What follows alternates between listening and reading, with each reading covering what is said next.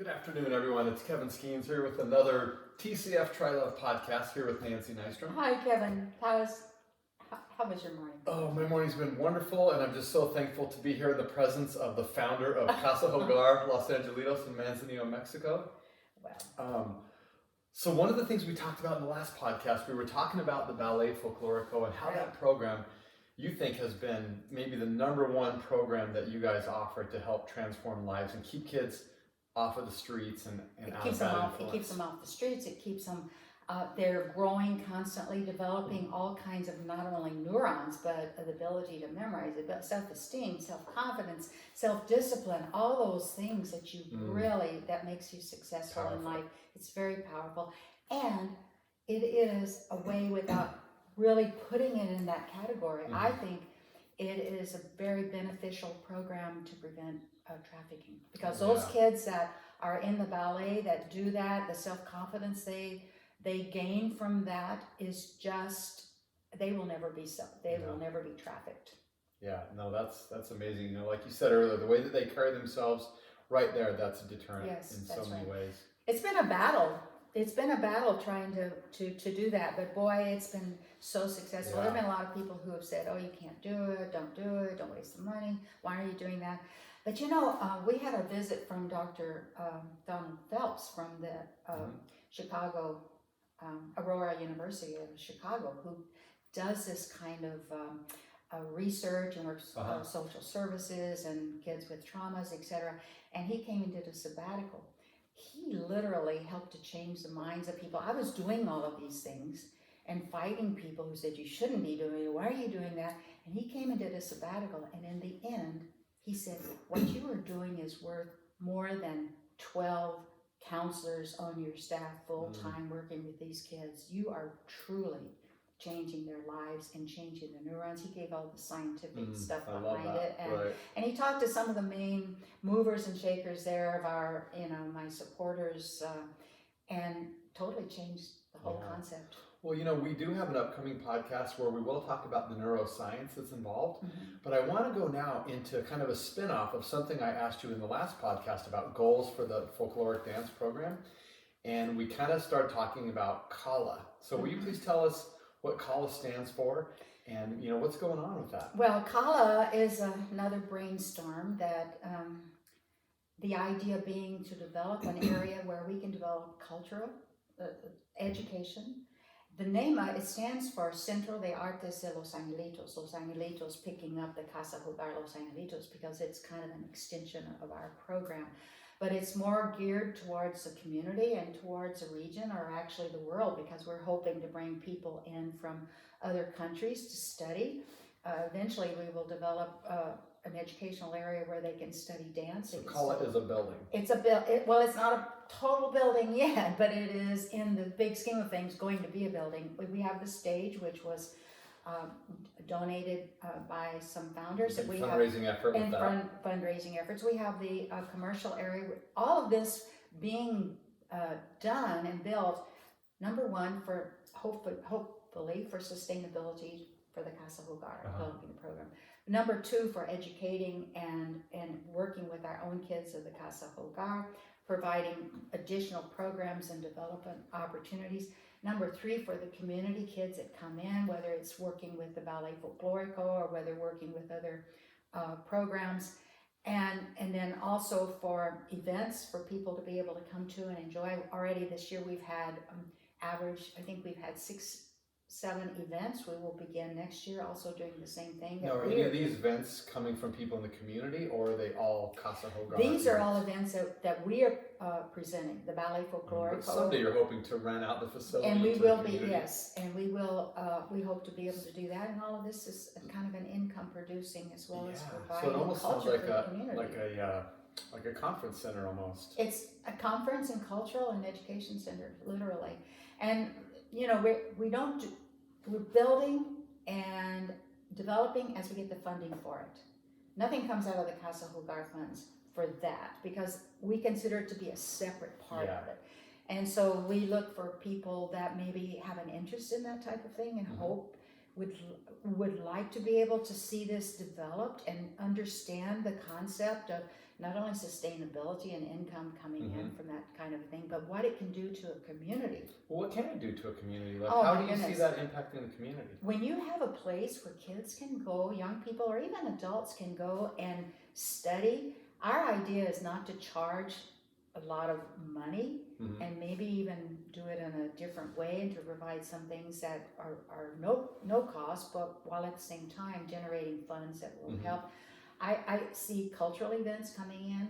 When you Manzanillo has been, I love Manzanillo, but it's been a little bit of a desert when you're talking about culture and events and I mean, it things really like feels that. like Mexico 20 years ago, still in Manzanillo. Yeah, it does. Which, that's part of It's the charm. beauty, the charm of and it's a beautiful, beautiful place.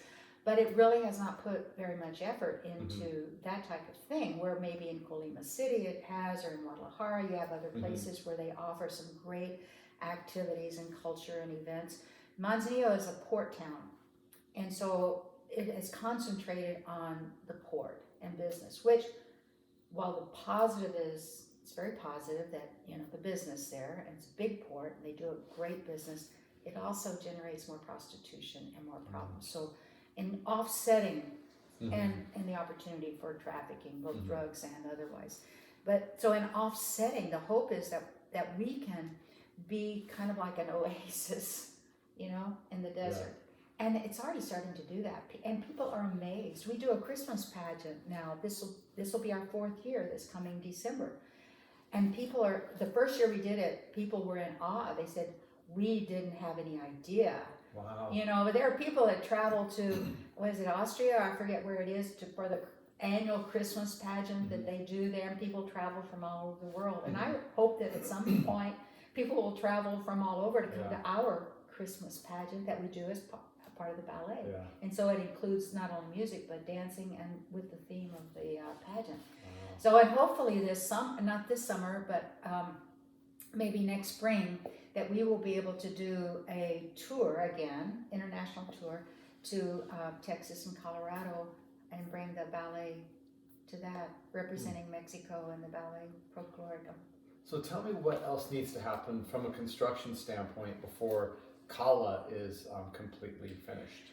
Well, right now, just the small part of it is we're developing finishing up what we call Cala Cafe. It's going to be a little cafe, like a coffee shop and whatever, that the community can enjoy and come and eat.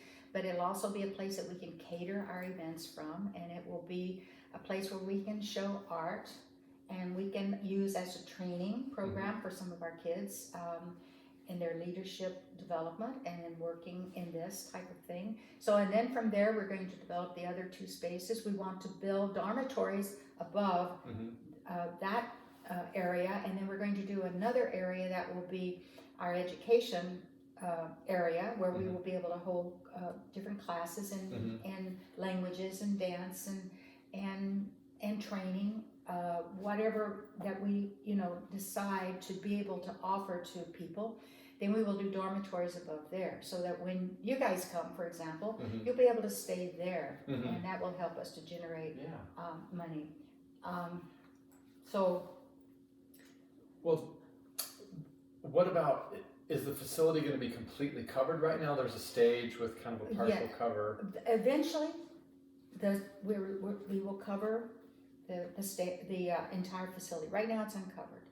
The stage is covered. The stage is there, but we need funding to be able to complete the roof and the sides, and just complete the building basically. Right. Then you're dealing with air conditioning, sound systems, and things like that. I think we're probably looking, which seems like a lot, and it is. We're probably looking at about $1.2 million, $1.3 million to complete that part of it. How much has been put into it so far? So far, we have put in probably close to 350,000. Okay. When do you expect the cafe portion to be? We're doing the tile right now. We're putting the floor tile in, and the glass and the aluminum for the doors and the windows, and we're doing the bathrooms. So I'll be headed back down there June 22nd with some people that are going to take a look at the Casa Hogar, as well as maybe some other things. And hopefully by the end of June, hopefully we'll at least, and we have tables. Remember when Ballistic came and they did that? That was one of the projects, to paint the tables. Yeah, that was that great. Wasn't that a fun project? Mm-hmm. So that should be finished sometime in late June, that part, and then we just have to get the doors open, get some of the other things maybe, So when it comes to building a facility like this, I know in the United States it's kind of tough because you have to get permits for everything. Everything needs to be inspected. Yeah. Are you guys going through that process? Yeah. And what is it like to work with the city of Manzanillo in that regard? Well, yes, we have to do that also in Mexico. I mean, some people may do it the other way, but everything I do is by correct, by the law, because I don't want any problems later. Do they give you problems? Has it been, what's that process been like working with the...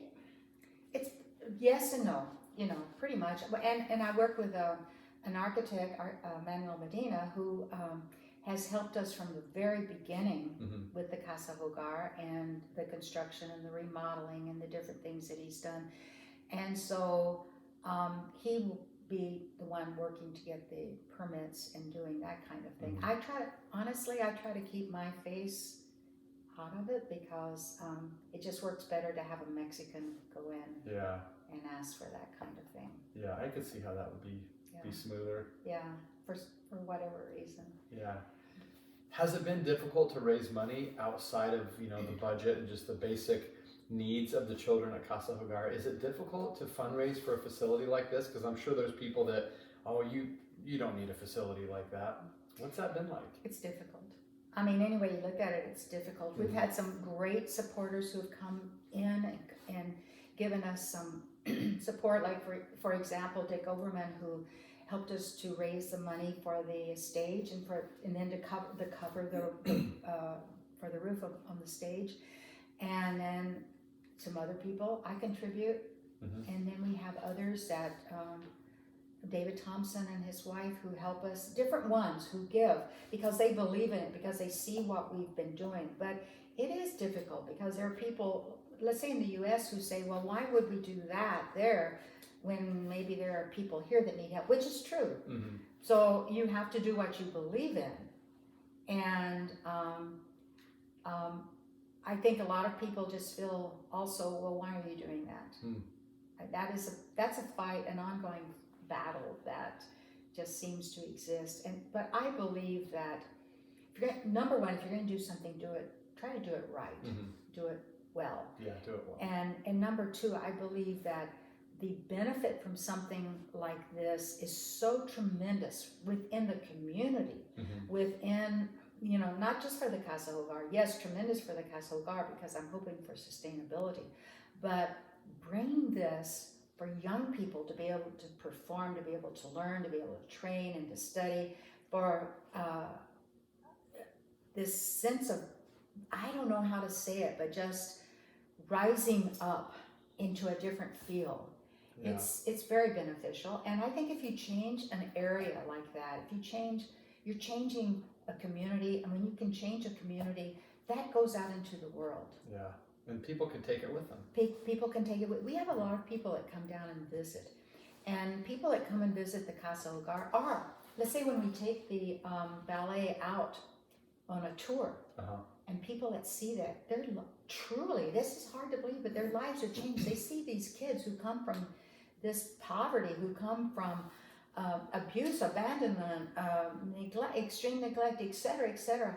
And they see them up on the stage performing with class and quality and professionalism, and especially Hispanics who see other Hispanics performing like this, and they know what they had to go through, and they leave in tears, and their lives are changed. It is so beneficial for other young people to see this kind of thing. Well, I remember when we were on tour in Canada with the ballet, the amount of people that stood in line afterwards just to talk to you and some of the other people about what an influence it had on them. Yes. And I saw tears, and I saw people waiting half an hour sometimes just to say, and also to want to talk to the young people, to shake their hand and to say, it makes me talk me too. Talk about it. Yeah, I agree. It's been amazing. It's just been amazing. Yeah. How many people have been influenced, how many people's lives have been changed by all of this. Right. Well, have you ever been able to partner with any construction companies, whether it's United States or Mexico, for donations? Is that a thing where you I can would get love to. a bunch of I'm concrete donated? just Or? put this voice out there. You know, we Yeah. have companies there in Manzanillo that are connected to the United States. Cement companies. Cemex is there. Is it tough to get in the door at those It's companies? very I tough would to get imagine. in the door. Very tough to get in the door. Walmart is Mexico, U.S., all over. We have big companies like that. But the problem always is in networking and getting in the door. Yeah. So I'm always looking for somebody that can get us in the door and open a door for us to help us to accomplish some Well, of and these here's things. what I would want those people to know is you're not just giving money to a really nice building to help a dance program at a children's home. Right. You're changing lives. Changing lives. And same way with the Casa Hogar, we're changing lives and we're changing communities. It is something very, very dynamic and very big. And if people really want to do something, if I can convince them, and show them, and they can come down and see them, the difference that it makes. Because people give to a lot of different organizations, and we are so generous. The United States is a very generous country, as well as Canada, and people are very generous. But many times, what people give to doesn't really it doesn't really make that much of a difference. And for example, maybe you give $100 or $1,000 to something, and by the time it gets to the project itself, maybe $300, $400 of that. How is that not the case with Casa Hogar and TCF? And, I don't take any money. I contribute money. Thank you, God, for allowing me for being in this role, in this position. But I would say at least 90% of what people give goes directly to the project. Any of the other goes maybe to some administrative costs and some banking charges and some things like that, but it goes to the project. And so dollar for dollar, the the results are so much greater than many other things. Well, I think creating awareness of the changing life aspect and what this building could do to the future of not only Casa Hogar but the entire community. And then talking about groups that come down, once again, you're touching U.S., you're touching Canada. And if we could develop, and one of my dreams is to be able to franchise, this sounds kind of funny, but to franchise the Casa Hogar and to franchise this program in other areas, because it's successful and it's working and it has been successful. I think it's 90 or 95% of nonprofits that start, like the one that we started 26 years ago, they're dead after 5 years. They don't make it even to 5 years, most of them. And yet we're still doing it because the like your program with the Try Love program, we have a system that works and truly changes lives. We don't throw the kids back out on the street when they're 12, 13, 14, 15 years old. We don't just maintain them, we truly change their lives. And Kala is doing the same thing, taking that concept and moving it into a different realm. So I would like to be able to get that word out. And we're always looking for ambassadors, people who can help us to get the word out. And you, Kevin, you're such a great, you have all these programs. You do a lot of speaking. You have these courses, these classes. I mean, I think anybody listening to this that might be interested in having you come for a series on the Try Love concepts and how they can apply it to their own lives or to leadership programs or in training. I know you do that. Yeah, I mean, that's something we want to do. It's a personal dream of mine to be able to, as I said, I bring a group of 20 girls down every summer. I would like to make more trips, and it'd be nice to have that building finished. We could stay in the dormitories, do our work there, and have some of the training, not only for them, but other people, other groups that come down, not just your girls, but we have, we're going to do a golf tournament next February at El Corazon Golf Resort, which is a beautiful, beautiful place that I think anybody that's been there will just fall in love with it. And we're hoping to do an international golf tournament, not only, of course, obviously to raise funds, which we have to do in order to maintain, but also we'll probably be bringing in people that are in leadership roles, maybe people that are celebrities, people that want to improve their game, that might want to improve their situation. And so we'll be doing some classes, or I think hopefully we'll be able to have available some classes that will help people to do that. So what I'm trying to do, and I think what you do, Kevin, also in combination with this, is to keep us focused and training and developing and utilizing this concept in every area, and to get it out to as many people as we can, because I think it's making a difference in people's lives. Amen to that. Well, Nancy, that's it for this Oh, it's podcast. over I know already. this time goes so Oh my fast, gosh. but really good stuff, and we'll look forward to talking soon. And I think in the next podcast, maybe we can touch a little bit more on some of the training and some of the goals in the program, that make up the details of how these lives are being impacted. Okay, that sounds great. Okay, thank you.